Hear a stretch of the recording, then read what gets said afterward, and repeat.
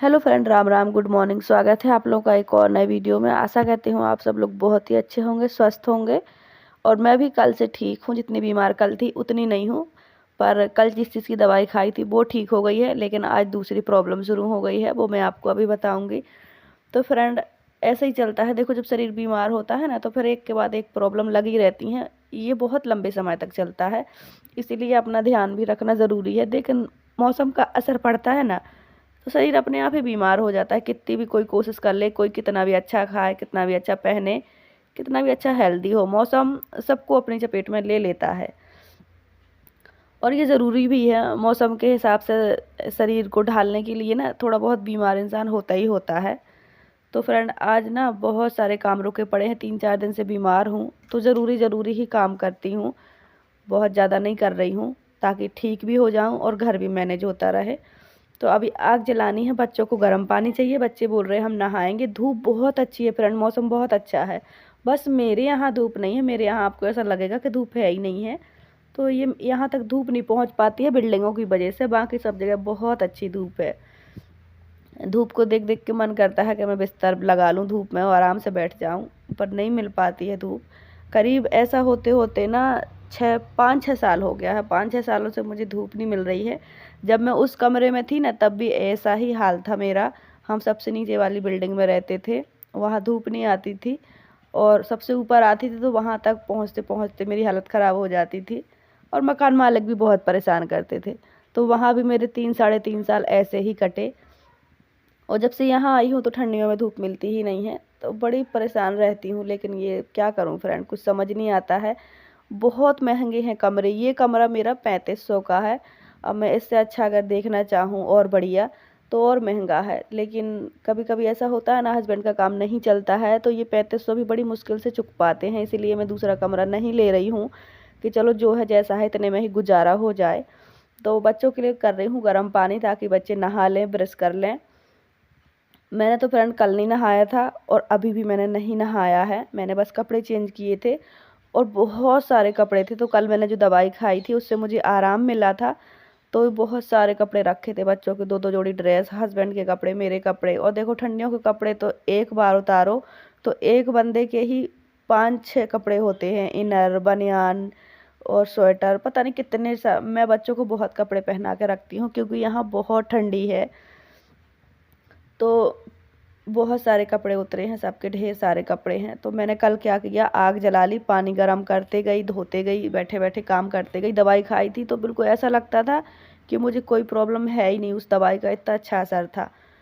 तो मैंने करीब 2-2.5 घंटे बैठे बैठे कपड़े धोए। डोरमेट गंदा था, चादर गंदी थी, बहुत कपड़े थे। तो ये सारे कपड़े वही हैं। अब आज है मुझे दूसरी प्रॉब्लम। आज मुझे इतना पेट दर्द है, इतना पेट दर्द है, और पूरी रीढ़ की हड्डी दर्द है मेरी। तो इसीलिए मैं नहीं जा रही हूँ। मैं बच्चे से रखवा रही हूँ कि बेटा आप कपड़े जो हैं वो दूसरे के छत पे रखाओ। मैं चढ़ के जाऊँगी तो मैं कहाँ कैसे कपड़े डालने हैं वो मैं सूखने के लिए डाल दूँगी। अब मैं इतने बार छत चढ़ूँगी ना तो मेरी हालत ख़राब हो जाएगी। और फ्रेंड, हमारे छत पे कपड़े सूखते ही नहीं हैं। हमारा मतलब छत नहीं है, आपको पता ही है, सीढ़ियों पे डाल देती हूँ मैं। सूखते नहीं हैं क्योंकि धूप नहीं आती है, तो पड़े ही रहते हैं 1 हफ्ते तक। तो इसीलिए मैंने हस्बैंड से पूछ के सामने वाले की छत पे डाल रही हूँ कपड़े। तो वहाँ तो इतनी अच्छी धूप रहती है कि एक ही दिन में कपड़े सूख जाते हैं। तो अब आजकल ऐसा करती हूँ, 2-3 दिन में कपड़े धोती हूँ, और हस्बैंड से पूछ कर उनके छत पे कपड़े डाल देती हूँ, तो एक ही दिन में सूख जाते हैं। तो ये कपड़े मैंने कल शाम को ही धुल के रख दिए थे। हस्बैंड ने बहुत रोका कपड़े मत धो, पर मैंने कहा कि नहीं, धोने ज़रूरी हैं। अगर आज नहीं धुले तो कल तक और ज़्यादा हो जाएंगे। बच्चों के जूते वगैरह धुल दिए, ड्रेस वगैरह धुल दी, सबके रोज़ के कपड़े धुल लिए। अब क्या होता है, कल का पता नहीं होता है कि कल क्या होगा, इसलिए मैंने ये कपड़े कल धुल के रख दिए थे। रात भर में पानी भी गिर गया, और आज सूख भी जाएंगे। अब आज थोड़ा पोछा का काम है, क्योंकि मैंने कल परसों पोछा नहीं लगाया है, और बच्चे भी नहा लेंगे। तो बस ऐसे ही करके ज़रूरी ज़रूरी काम निपटा दूंगी। इतने कपड़े सूख जाएंगे तो अब कम से कम 2 दिन मुझे कपड़े धोने की भी ज़रूरत नहीं है, जब तक बच्चों के और हम सब के एक एक जोड़ी और निकल जाएंगे। ऐसा होता है। अभी बिस्तर भी नहीं हटाया है, सब जगह धुआं धुआं दिख रहा होगा आपको। बहुत ज़ोर की ठंडी है। इतना कोहरा कि 10-11 बजे तक कहीं कुछ दिखता ही नहीं है। फिर धीरे धीरे धूप आती है। फिर धूप तो बहुत अच्छी रहती है, लेकिन थोड़ा कोहरा ज़्यादा है आजकल। और हम जहाँ रहते हैं हमारे पास में ही नदी है, मतलब देखो पहाड़ी एरिया है तो नदी तो नीचे है हमारे यहाँ से दिखती है, लेकिन हम ऊपर हैं इसीलिए यहाँ ठंडी थोड़ा अभी ज़्यादा है, क्योंकि हम नदी के किनारे साइड में रह रहे हैं, पास में ही है नदी।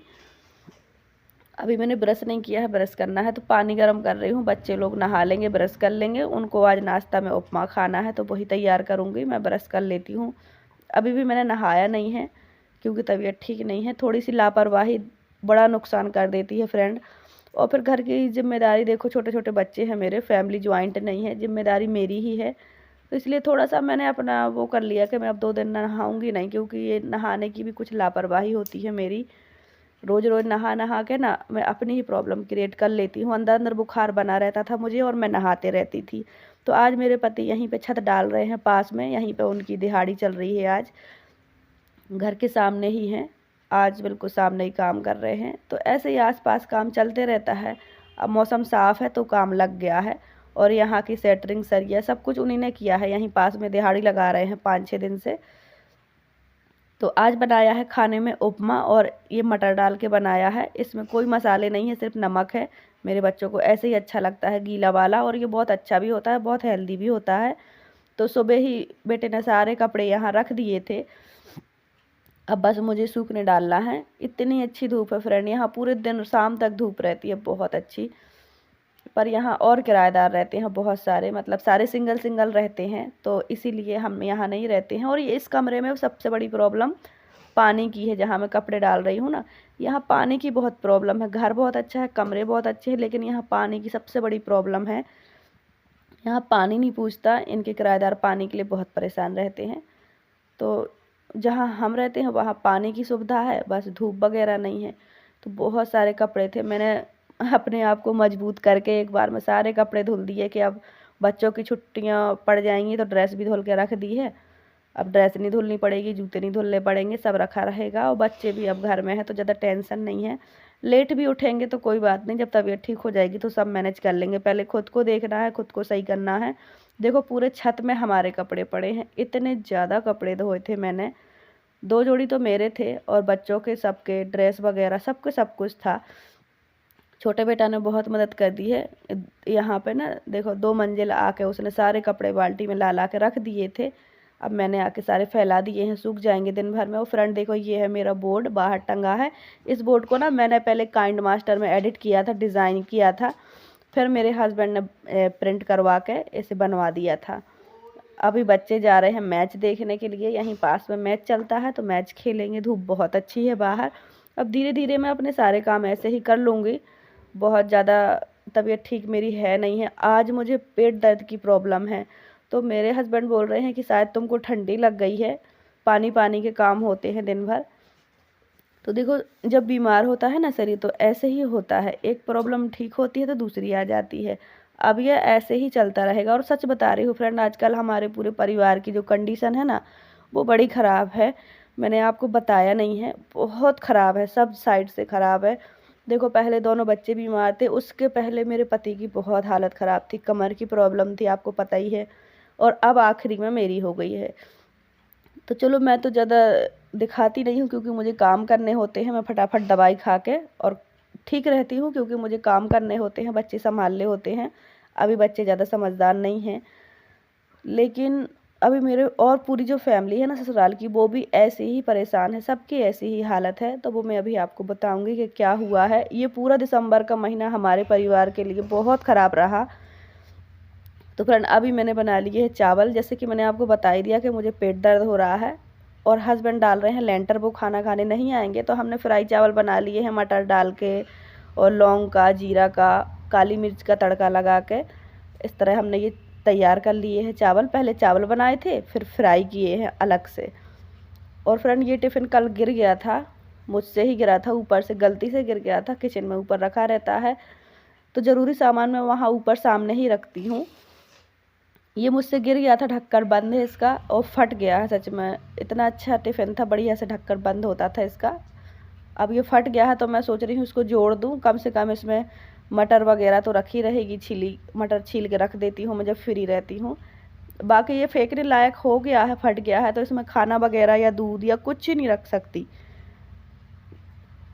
तो मैं इसको जोड़ रही हूँ ऐसे ही कि इसमें कुछ ना कुछ रखा रहे, काम आ जाए। तो मटर रखी रहेगी। गलती मुझसे हुई है, मुझसे ही टूटा है तो मैं ही सुधार दूँगी।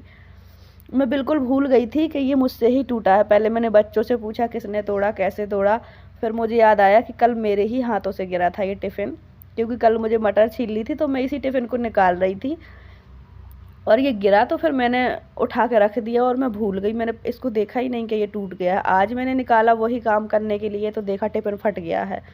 तो इसे जोड़ूंगी। पहले मैं जोड़ रही थी, मेरे पास जो ग्लू है ना उससे जोड़ रही थी मैं, B7000 ग्लू से, और वो इतना ज़्यादा गाढ़ा हो गया कि निकल ही नहीं रहा है। बहुत टाइम से मैंने यूज़ नहीं किया, वो बच्चों ने यूज़ किया तो उसमें हवा लग गई होगी तो वो गाढ़ा हो गया है, वो नहीं निकल रहा था। तो फिर मैंने फेविक्विक का यूज़ किया है, रखी थी थोड़ी सी। और फ्रेंड आजकल समय इतना ख़राब चल रहा है कि मैं क्या ही बताऊँ आपसे, कुछ समझ नहीं आता है। कुछ चीज़ें ऐसी आ जाती हैं ना जो अनकंट्रोल होती हैं। आजकल हमारा पूरा परिवार ही परेशान है। मेरे ससुराल में इतनी ज़्यादा प्रॉब्लम है। देखो आप सबको मैंने बताया ही था कि मेरी ननंद की शादी है फरवरी में। कहाँ हम लोग इतने खुश थे, एक ननंद है हमारी, सोच रहे थे कि अच्छे से शादी करेंगे सब लोग मिलजुल के, पर सब उल्टा हो गया है। पूरा दिसंबर के महीने से मेरे जो बड़े जेठ हैं जिनके साथ मेरी ननंद रहती है, तो पूरा 1 महीना हो गया उन्हें एडमिट रहते रहते ICU में भर्ती हैं वो। मतलब कि अभी झांसी में रहे कुछ दिन, फिर दूसरी जगह हैं, मतलब पूरा महीना। सबसे पहले वो 9 तारीख के पहले झांसी में एडमिट थे। नली से दूध जाता है उनके पेट में, मतलब खाना पीना बंद है, और अब एक ऑपरेशन भी हो गया है। तो ये पूरा महीना ऐसे ही निकला है, कुछ समझ नहीं आता क्या करें। देखिए सब अपने अपनी मजदूरी करते हैं, अपने अपने परिवार को पालते पोसते हैं, जहाँ जिसका जैसा काम चलता है वो करते हैं। तो इसीलिए मैं कहती हूँ कि देखिए कंडीशन कैसी भी हो, आपकी अर्निंग जैसी भी हो, सेविंग ज़रूरी है। समय बता के नहीं आता है अच्छा बुरा। अब देखो हम लोग शादी की तैयारियां कर रहे थे, हमें भी जाना था फरवरी में, लेकिन एकदम से ऐसे बीमार हुए मेरे बड़े जेठ, ऐसे बीमार हुए कि सब कुछ अस्त व्यस्त हो गया है। कुछ समझ नहीं आता कि क्या करें, और हम लोग पहुँच भी नहीं पाए हैं। बच्चे बीमार थे और अब मैं भी बीमार हूँ, और ठंडी भी बहुत है। तो हम लोगों ने बोला है फैमिली से कि हम क्या करें, आ जाएं कि ना आए। तो उन्होंने कहा कोई बात नहीं, तुम अभी मत आओ, कोई फ़ायदा नहीं है, क्योंकि इतने दूर से आओगी, बच्चे भी बीमार हैं, भागम भाग हो जाएगा फालतू का इधर उधर का। जब ज़रूरत पड़ेगी तो आ जाना, बुला लेंगे, उन्होंने बता दिया है। तो अभी कंडीशन पूरी फैमिली की हमारी की बहुत ख़राब है। और देखिए आप सबको मैंने बताया ही है कि हमारे सास ससुर हैं नहीं है, बस हम ही लोग हैं जो अपने अपने फैमिली, अपने अपने बच्चे संभालते हैं, पालते हैं, जो जैसा है मैनेज करते हैं। घर में बड़ा कोई है नहीं, जेठ ही बड़े हैं। तो हम सब ने सोचा था कि शादी बड़ी ऐसे कर लेंगे, अच्छे से सब लोग इकट्ठे होंगे। पर देखो इतने बीमार हैं, वही घर के बड़े हैं, और इतनी बुरी हालत हो गई है। 1 महीना हो गया उन्हें ICU में एडमिट रहते रहते। बड़ा महंगा ट्रीटमेंट चलता है, आप सब तो जानते ही हो। लेकिन चलो वो स्वस्थ हो जाएं, वो अच्छे हो जाएं, उससे बड़ा कुछ नहीं है। यही हम सब की प्रार्थना है। पूरी कोशिश कर रहे हैं अपनी, जिससे जो बनेगा वो मदद कर रहे हैं, ठीक हो जाए बस। देखिए साथ से बड़ा कुछ नहीं होता है, लेकिन पैसा भी ज़रूरी है। तो जो हम लोगों से हो सका वो हमने कर दिया है। अब अगर जाना पड़ेगा तो चले भी जाएंगे, क्योंकि अब बच्चों की छुट्टियां भी पड़ गई हैं। बस वो ठीक हो जाएं, उनके भी अपने छोटे छोटे बच्चे हैं, सब अपनी अपनी परेशानियों से लड़ रहे हैं, अपनी अपनी जिम्मेदारियां पूरी कर रहे हैं। हम पहुंच नहीं पाए ना, इस चीज़ का मुझे बड़ा दुख है। मैंने हस्बैंड से भी कह दिया कि ऐसा करो, आप चले जाओ 4-5 दिन के लिए, आप हो आओ, कोई बात नहीं, हमें रहने दो, आप चले जाओ। पर फैमिली वालों ने ही कह दिया कि कोई बात नहीं, जब ज़रूरत पड़ेगी तब हम बता देंगे, आ जाना, अभी रहने दो। तो ये भी ठीक है, ऐसे कोई फ़ायदा नहीं है भागने का इधर उधर, क्योंकि अभी मेन ज़रूरत है पैसा। तो पैसे से जितना हो सकेगा उतनी कोशिश करेंगे, दूर चाहे कितने भी रहें, जितना हो सकेगा उतना करेंगे, ताकि वो ठीक हो जाएं जल्दी से जल्दी। और ये ज़रूरी है फ्रेंड। देखो मुसीबतें कब कैसी आ जाए कोई पता नहीं। पूरा महीना निकल गया है, पूरा पैसे पैसे का खेल चल रहा है। भगवान जल्दी से सब ठीक कर दे, बस मैं यही प्रार्थना करती हूँ। तो फ्रेंड देखो ऐसी प्रॉब्लम है हमारे परिवार में, और पूरा परिवार ही ऐसे परेशान है। मेरी अकेली जेठानी ही परेशान हो रही है, उनके पास कोई भी नहीं है। तो इस तरह से सब चल रहा है। लेकिन चलो उनके मायके वाले अच्छे हैं कि उनका सपोर्ट करते हैं, साथ देते हैं, तो मैनेज हो रहा है। वरना हम लोग तो देखो इतने दूर हैं कि कुछ कर भी नहीं पाए हैं। तो बस यही सब प्रॉब्लम है, और ये सब तो देखो अंदर की बात है, लेकिन आप लोग मेरे अपने हो, फैमिली हो, इसलिए मैंने आपके साथ शेयर किया है। वैसे मैं करना नहीं चाहती थी, पर ऐसे ही मैंने एक इन्फॉर्मेशन के लिए बताया है। ये सब प्रॉब्लम चल रही है मेरे परिवार में, कुछ भी अच्छा नहीं है, कुछ समझ नहीं आ रहा क्या करें कैसे करें। तो फ्रेंड यही सब प्रॉब्लम चल रही हैं जीवन में, इसलिए मैं आपसे बोल रही हूँ कि प्लीज़ थोड़ा सा सपोर्ट करो, लाइक सब्सक्राइब शेयर कमेंट करके मुझे सपोर्ट करो। आप सबके सपोर्ट की ज़रूरत है। बाकी वीडियो थोड़ी सी भी अच्छी लगी हो तो लाइक सब्सक्राइब कर लेना। Thanks for watching, bye bye, take